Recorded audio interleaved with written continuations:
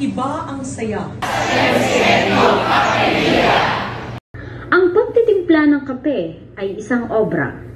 Binubuo man ito ng mga simpleng proseso, ngunit bago ka makagawa ng isang perpektong lasa, kinakailangan itong langkapan ng atensyon, dedikasyon at pagmamahal.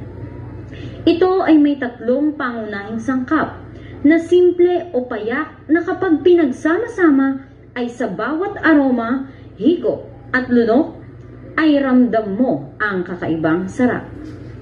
Ang kape, asukal at tubig ay mga magandang metaporang maihahalin tulad sa buhay ng mga guro.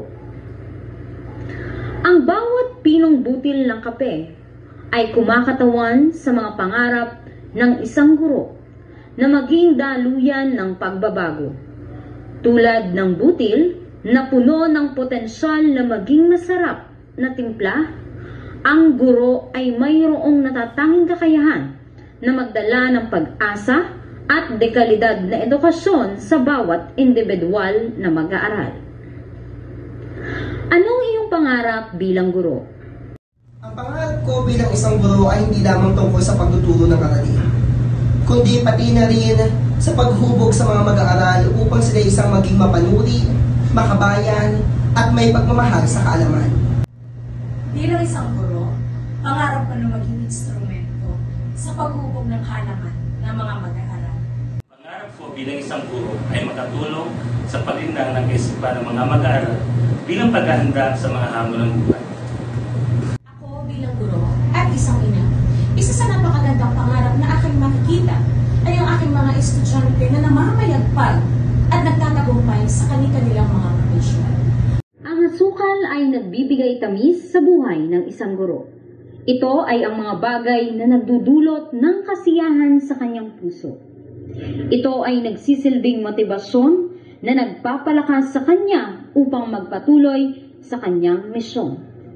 Ano ang nakakapagpasaya sa iyo bilang isang guro? Ang aking kaligayahan para sa aking mga mag-aaral ay makita sila na hindi lamang masaya at nakuhubog din ang kanilang buong pagkatao, matalino na mayroong kababaan ng kalooban, at maging sa paraan ng kanilang pakikisalamuha ay nakuhubog din. Isang pampublikong guro, kaligayahan kong makita ang bawat mag-aaral sa loob ng silid-aralan na may natututunan, hindi lamang sa asignatura, gayon din sa kagandahang asal. 25 years, maraming struggle, pero mas maraming saya. Yung kanilang mga messages na, Ma'am, doktor na ako, Ma'am, police na ako, Ma'am, teacher na ako. The greatest blessing of being a teacher. Ang tubig ay kumakatawan sa mga pagsubok na bumabalot sa pagtuturo. Lunurin man ng hamon sa buhay, ang isang guro ay handang lumaban at lalong lumalakas sa gitna ng unos. Sa paglipas ng panahon, ang tubig ay kakalma at sasang-ayon sa anumang sitwasyon. Anong hamong kinakaharap mo bilang isang guro?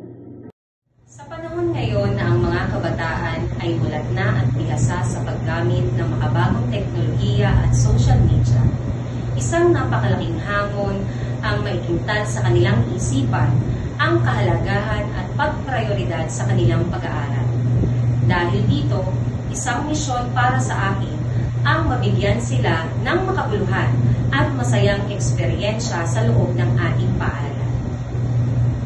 Isang hamon ang pagbibigay ng tamang suporta at pagtutong sa bawat mag-aaral. Kakibat nito ay pagbibigay ng buong atensyon, malalim na pag-unawa at pagiging matatag upang makamtan ang pangunahing ating kain at yun ay ang matutong ang bawat mag-aaral. Isang hamon para sa mga guro ang masiguro na ang lahat ay natututo sa mga aralin na ating tinuturo.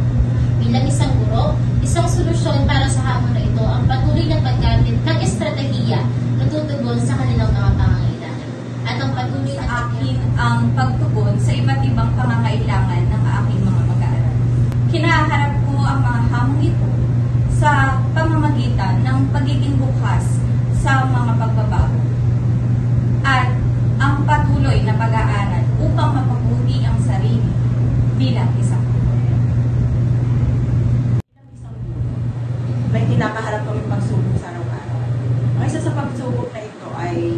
hindi pagpasok ng mga bata dahil sa kahirapan ng buhay. Sa aking naging proyekto para matulungan ng mga batang ito, nagkaroon ako ng project leads para sa mga batang gusto makapagtapos sa Lemery Senior High School. Ang kape, asukal at tubig, halaga nila ay hindi may kukubli. Tulad ng kapeng nagdudulot ng lakas at tibay, ang mga guro ng Lemery Senior High School ay magiging instrumento ng inspirasyon at transformasyon sa buhay ng mga mag-aaral.